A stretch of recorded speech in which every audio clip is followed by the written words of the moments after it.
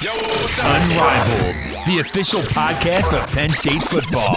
Welcome into the Unrivaled podcast, the official podcast of Penn State football. Today, we're going to bring you something a little bit unique, as this past weekend I had the opportunity to catch up with ESPN talent members Holly Rowe, Chris Fowler, and Todd Blackledge. Let's start things out with what it was like to be back here in Happy Valley. Yeah, my dad was in the faculty in the mid-'70s, and so this is the place where I fell in love with football, really. I had no background in college football, had never been to a game, and so September 14th, 1974, almost exactly 45 years ago, I saw my first game at Beaver Stadium, and the Lions rallied to beat Stanford in a late game-winning drive, and I was hooked. The atmosphere, everything surrounding the game, and then just what was going on the field. That day and then those years here kind of put me on this path toward a career in college football. So I feel great memories coming back here. That memory, almost a year to the exact date. What made you specifically fall in love with the game to what you're doing today? It wasn't Paterno's exciting offense, because they were super vanilla. Those were really boring offenses, but it was just the stuff surrounding the game, the tailgating, the way the entire campus just galvanized around an event was new to me. I had a pro sports background as a fan, coming from the Chicago area, so all of this was new. And it just became a ritual. Friday night was Little Lions games, and then Saturday was Penn State games. And I was when Todd was playing and they were winning championships, I was just a ridiculous fan. I wasn't covering the sport yet, so I could be the typical invested, spastic fan watching Penn State football, but it was this program that kind of got me towards a career in college football. And if I had to kind of back off, I can't be a Penn State fan doing what I'm doing now, but the roots are deep. You're right. Did you ever go to a game that Todd played in? No, I was gone before then. We were here. These were 74, 75, not nearly as dynamic as Todd's offense. Tom Donchez was the running back for old-time Penn State fans. They just gave it to him about 30 times a game and played defense. And like I said, I mean, there was kind of tweener years in between Lydell Mitchell, Franco Harris, Capoletti, and then later on when they got more dynamic in the 80s. So, Todd, knowing that Chris was a fan of yours when he was watching you play, what are some of your fondest memories when you drive back into town every time? Well, I have so many memories. I mean, I can remember coming over on my recruiting visit with my mom and dad and driving. I'd never been here, and coming from Ohio, it was about a 4-hour drive, and coming through the mountains, and it's like, we're in the middle of nowhere. It felt like. It was like, how could there be a big university anywhere near here? And then you come over that last crest and you drive down into Happy Valley and you see the stadium and the campus. And, I loved it from the first time that I came here. And, when I ultimately made my decision to come to school here, just had a great 4-year career here, really enjoyed going to school here, playing football here, the friends I met here. We had great success. We had really good football teams the 4 years or the 3 years that I played, and, a lot of NFL caliber talent, and, loved playing for Joe Paterno and being the quarterback of his first national championship team. But every time I come back now, I mean, it's so different. I mean, the stadium's different, the locker rooms are different, the meeting rooms are different, the City of State College is different. I mean, everything grows and expands, and but it still is a very special place for me. We're going to get back to plenty of that as we move along here for the next 20 minutes or so. But Holly, you've been around to several different places around the country. That's not a secret. And you spent some time over at the rec facility watching some volleyball during your time here in State College. But when you come back to town, is there a certain nostalgic feeling that you kind of get when you arrive on campus? Yes. So I love it that it's called Happy Valley, because every time I fly in here, I just feel happy. So that's not a joke. I definitely feel happy. So, Penn State played out at BYU when I was younger, and that was kind of a good rivalry, and Lavelle Edwards and Joe Paterno were really good friends. And so I kind of became a Penn State fan when I was a kid, because they just reminded me of BYU, like super clean cut, the simple uniforms, the blue and the white. There's a lot of correlations with BYU football and Penn State football to me. So I've kind of been this closet Penn State fan for most of my life, and I've been covering Penn State football for almost 20 years, more than 20 years now. So one of my very favorite first memories was I came here and I went to the bookstore and I got every possible thing Joe Pass. So I have a Cup of Joe mug that I drink coffee out of that's Joe Paterno's face. I have a Joe Pa Beanie Baby. That's back when Beanie Babies were hot. And my favorite memory was I carried home on the plane the life-size cardboard cutout of Joe Paterno, cool. And it's still in my house to this day. And they were struggling for a few years in the early 2000s, and he was in a corner. And so I took Joe Pa out of the corner and I put him right front and center in my living room. And that's the year they went to the Rose Bowl. So I thought the feng shui of me changing the Joe Paterno cardboard figure really helped them get to the Rose Bowl that year. So anyway, I love Penn State, and I'm not apologetic about that because it's just a big piece of my college football life. So Penn State fans have you to thank for the 1994 Rose Bowl? Yeah, I mean, I haven't said that publicly before, but you're welcome. That cannot be a coincidence. Feng shui, you can't put Joe in the corner. Shifting gears towards the broadcast booth, how do you guys prepare week in and week out for your role on game day? I mean, I'll let Todd speak to preparation. I think that the three different roles overlap in preparation, but they also have very specific differences to get ready for what each of us do. Yeah, I think that's true. I mean, my function and my focus when I prepare is more film study and trying to break down the teams and their tendencies. And, I'll watch last year's game when these two teams played, even though Pitt has a new offensive coordinator, so I don't spend as much time watching that side of it. But then I watched both teams' first two games and try to glean from that what I can. And, we're going to go to practice this, on one day on the afternoon. And that's good too, just to see guys with my own eyes. I can see them on film and I can see how they move on film, but I like to see what they look like close up and just how they move. And so my emphasis and my preparation is more on that than it is. We get tons of stuff that we can read, tons of great articles. I mean, both these teams do a nice job. They're sports information directors of providing you with information, but I really try to hone in on the players, the tendencies, the film stuff more than anything else. Holly, what do you do each time for preparation when you arrive on campus? Okay, well, I'm not trying to kiss your you-know-what or anything, but I did just listen to a podcast with KJ Hamler's parents because I wanted to get some behind-the-scenes. I'm obsessed with him. I just think he's dynamic and electric, and I obviously fall in love with his mom's birthday raps because I'm a mom of a child that age, and I'm just like, she's the hippest, coolest mom in America with her birthday raps. So I love KJ's mom, but I wanted to hear some of the behind-the-scenes stories about him. So I actually just listened to the podcast.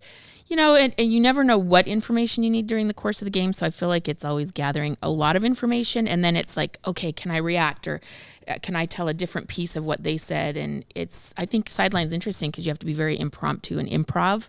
So I like gathering a lot, and then I don't know what's going to actually end up working. Yeah, I think I tell this to any broadcast student, you can't be over-prepared, but you can overuse your preparation. You can smother people in data, in too much information when they just want to enjoy the game. I mean, so I look at a million numbers, might use 1% of it. You try to be ready, as Holly said, for whatever comes up, but you want to let it breathe. You're not there to be a pile on analytics and data and get in the way of somebody's enjoyment of the game. Let's shift our attention towards this program specifically. Chris, let's start with you. Where would you assess on a national scale the status of this program?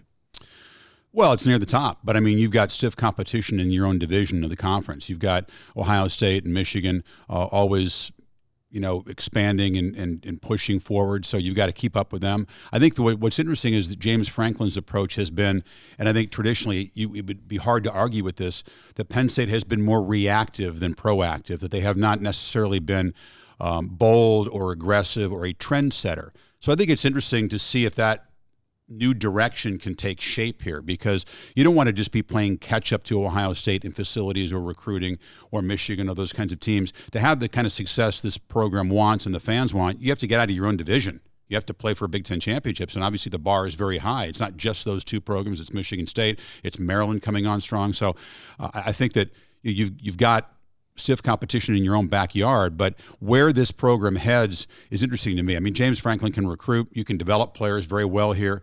I think you need to get dynamic playmakers. Holly talked about the fascination with KJ Hamler. That's what I think coaches are realizing truly separates the elite programs, the ones that are playoff favorites every year, Bama, Clemson, Georgia, maybe Ohio State, Oklahoma, but you need to have dynamic guys who can change the game in an instant, not just a roster of good athletes and solid college players. So the quest to find those guys, young speed, that can, one play drive kind of guys, what some coaches refer them at. I think that's always going to be the challenge. But I think the program's in strong shape.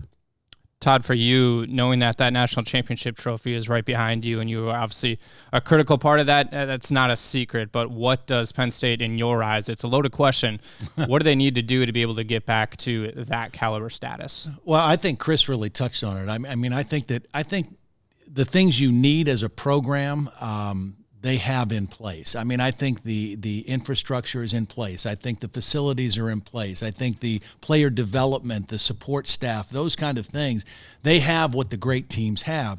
I think James has done a really good job of recruiting, and I think the talent level and the talent base, particularly the young talent, has really, risen for this team. And so, but Chris hit it on the head in a couple things. Number one is you need to find those dynamic guys, those game changer type guys like KJ Hamler, and you can't just have one. You've got to find multiple guys on both sides of the ball.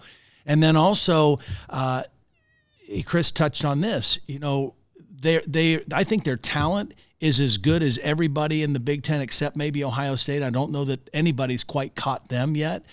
Top to bottom, but you got to find a way to beat those teams, and you look at their record recently against Ohio State and Michigan State. It's just, they've beaten all of them once, but they've been on the losing end multiple times. So I think, they got to find a way to get over that hump and beat those kind of teams on a more consistent basis. But I think they have the things in place that you have to have.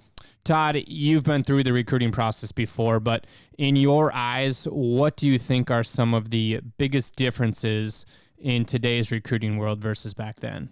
The whole game has changed. Recruiting has changed dramatically from when I was being. It was a long time ago,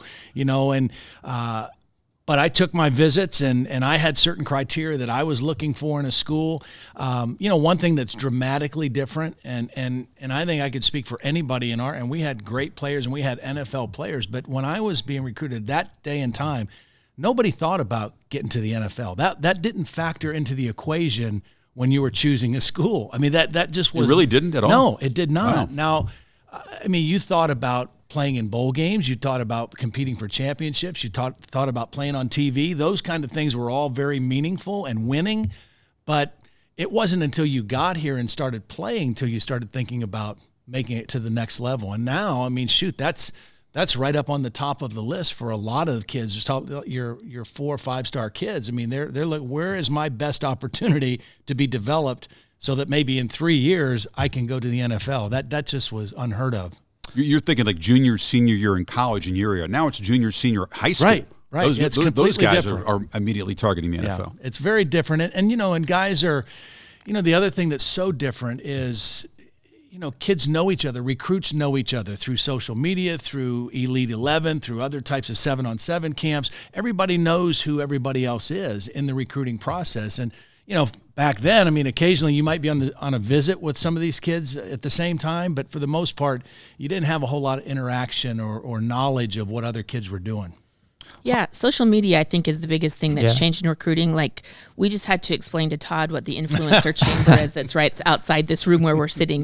Kids can come here and post selfies and video of them in the Penn State influencer chamber. But, he speaks to these kids knowing each other. So the Sean Clifford, KJ Hamler connection to me is very special. Well, that all started from them going to camps together, and then they stayed up with each other on social media, and then they kind of helped each other commit to coming here and, hey, let's go together and make something special. So it's taken some time, but now they're both on the field for the first time together this season.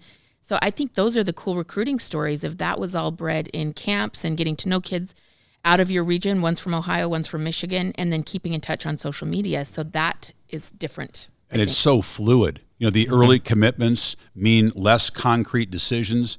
The way the schools are aggressively trying to flip guys who verbally committed. I don't even know if a verbal commitment means much anymore. Just look at the number of players. Every week we go through our rosters, committed here but is now here, transferred here, the grad transfers, the portal, which I know you want to get into.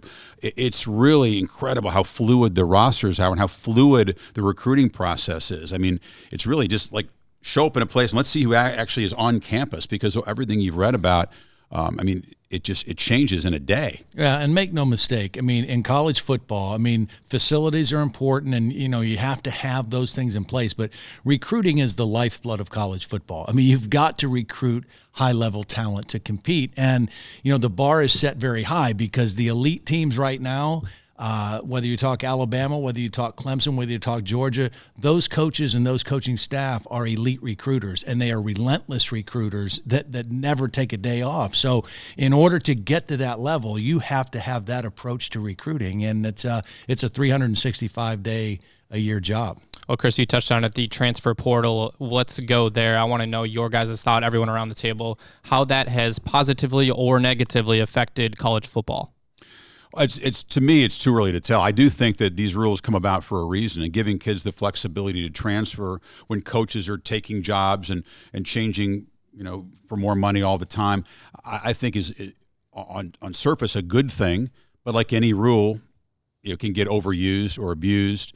I just think it's very, very tough for programs to lose guys as late in the game as they're losing them. The transfer portal doesn't close, right? So you can pop out in July or August, and all of a sudden you're down 3 guys at one position group. I've covered already a few games this year where teams have been decimated at one area because of the transfer portal. I don't know where the future is on that. I think that probably they're going to have to look at grad transfers, tightening that up a bit. Again, it was a good idea, but now it becomes free agency. I think you're very close to free agency in college football where guys can go. You see what happens in the NBA. You can go try to get a championship in your last year and cherry pick for that reason. And the idea of continuing your education, going somewhere else where there's a major not offered at your school. Obviously that's been twisted and misused a lot. But it is difficult to argue against more freedom for players, though. It really is. It's not popular. I agree that players should have some freedom, but I also think that there are limitations to that. So I think the pros are, if things aren't working out and you have a guy come in that you're not going to beat out and you have an opportunity to play somewhere else. Tommy Stevens is a good example of, he's now going to be at Mississippi State and starting and getting some time there. But I also think there's a negative, is that there's some crazy stat right now. I think it's something as low as maybe even 7% of the players that enter the transfer portal actually get a scholarship. Is you can enter. That doesn't mean you're guaranteed a scholarship. So you're giving up a scholarship that's true at a school for the hope of one in the portal. And I also think it makes kids not have to be grown-ups and be adults. So coaches are finding out that their player has entered the portal from seeing their name in the portal. Those kids are never coming to the coach and having to have a hard one-on-one conversation in person and say, Coach, I think I need to transfer, and giving coaches the opportunity to say, well, let's talk about your future. They're just being, I don't know, kind of babies about it. Like, well, that's it. I'm going into the portal. And I don't think that's healthy either. That's not teaching accountability and responsibility. So I'm not for that piece of it. Well, and I think to Holly's point, I think that is an outgrowth of a problem in our youth sports culture. And I raised 4 boys and went through youth sports, and I coached high school basketball for 12 years. And that attitude of if things don't work out, I'm going to just go find another travel team to play on, or my dad's going to start a team over here, that take my ball and go home attitude that doesn't teach you to stay and fight and compete and be accountable and be a great teammate. And so I think we're seeing some of the fruits of that. I agree. Freedom. I think freedom can be a good thing for players to find better opportunity. But I think that when more data comes in, I think we're going to find similar kind of results. We always focus on at the NFL draft, the guys that declare early and the ones that it works out for. But there's probably a higher percentage of guys that it's a bad decision for. It doesn't work out for. Guys that don't even get drafted, that think they're going to go in the second or third round, that end up being undrafted guys. So I think overall it's a good thing, but it can be overused and abused. And I think that when they changed the rule also last year and allowed, I think for younger players, it's a really cool thing to be able to play in 4 games. And then if you decide, okay, I'm better off redshirting, and so you can really let guys compete and play. It's a great rule for that. But when you have juniors or seniors that are taking those 4 games and deciding, okay, I'm done, I'm out of here, I don't think that was an intended consequence when they changed the rule. I don't think they were expecting that kind of stuff to happen. Unintended consequences are a part of every rule change we had in the sport, though. And like I said, you can say bastardized or twisted or misused, however you want to do it, but I think that's always an offshoot. Well, you said in youth sports, continues in high school sports. How many times do you look down a roster? Three different guys are schools, completely fluid in high school, so it's not a big thing for them to flip colleges. I mean, they've moved around looking for a place to win a championship or an offense that fits them better. I mean, that's just a part of youth and high school sports. And then I have a little bit of a problem with the blanket argument of, well, if coaches can change and do that, why can't players? Well, first of all, players don't have anywhere near the pressure that coaches have in terms of, what they have to go through to and their staffs and the families of their staffs and the decisions they have to make and the scrutiny that they live under is a completely different level of pressure than players are under, I think. So I don't think you can just say, well, if coaches can decide to change. Now, I think a lot of coaches do it in a really bad way and that, that they take off on their team or whatever, but it's not the same. You're comparing apples to oranges. And plus, roster management is a huge issue right now of, like I'll take Georgia, for example, because Justin Fields leaves Georgia, Jake Fromm's there. Their backup has had brain surgery recently, and they're really thin behind Jake Fromm. That's not fair to the other 100 guys on that team. I would never leave my team in a lurch in certain ways. So I just feel like you've got to look at it from a team. What is best for the team? And I don't think kids do that. It's all about me and what's good for me. And I don't know. I just wouldn't leave my teammates in a lurch, I guess.